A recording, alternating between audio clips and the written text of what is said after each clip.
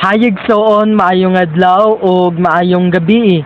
Another day and great opportunity to share the word of the Lord sa imo karon, and my purpose is to encourage and to remind you always kung unsa jud ka importante sa pulong sa Ginoo sa atong kinabuhi.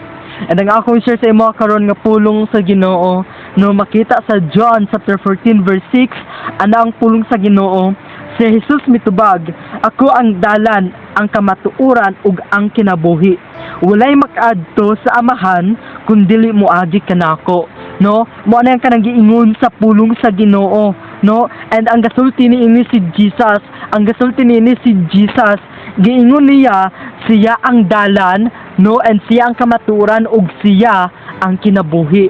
That's why brothers and sisters, kini nga pulong sa Ginoo ginatudluan ta niya, no? Ang kanang kamatuoran, ang dalan ng kinabuhi, diha maangkon kang Jesus. And if our life, no, ang atong kanang concept or ang atong kanang ginahuna-huna sa atong kinabuhi is kanang coincidence, I tell you the scripture says, no, ang atong kinabuhi is ang nagahatag niini ang Ginoo. And if your life wala kagatuo sa Ginoo, I tell you brothers and sisters, the Bible says very clear kaayo, ang pulong sa Ginoo, klaro kayo ingon niya, siya ang dalan, siya ang kamatuoran, and siya ang kinabuhi.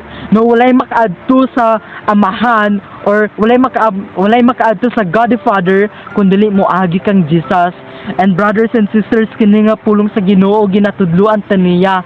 If ang imong kinabuhi wala pa kay pagtuo diha kang Jesus, wala pa nimo siya gituuhan as your Lord and personal Savior, I tell you, and even the scripture says, no, tuuhi siya. It's because Jesus is God, Jesus is Lord and our Savior. No, siya ang makaluwas sa atoa.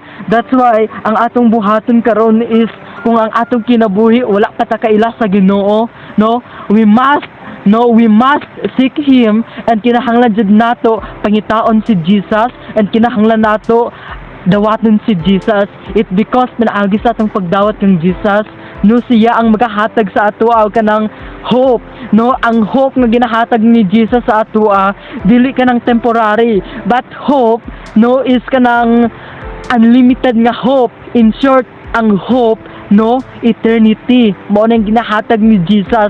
And kay Jesus nato maangkon ang life for eternity. Mo na kanang pulong sa Ginoo, no, dili siya ga-focus or wala siya ga-focus, no, sa kanang temporary or limit, but ang pulong sa Ginoo gina-focus niya, no, sa unlimited nga situation or unlimited nga scenario, and even, no, sa eternity. It because the Bible says, no, gina-remind ta niya nga ang iyang pulong and si Jesus, no, mao ni ang magahatag sa ato og kinabuhi.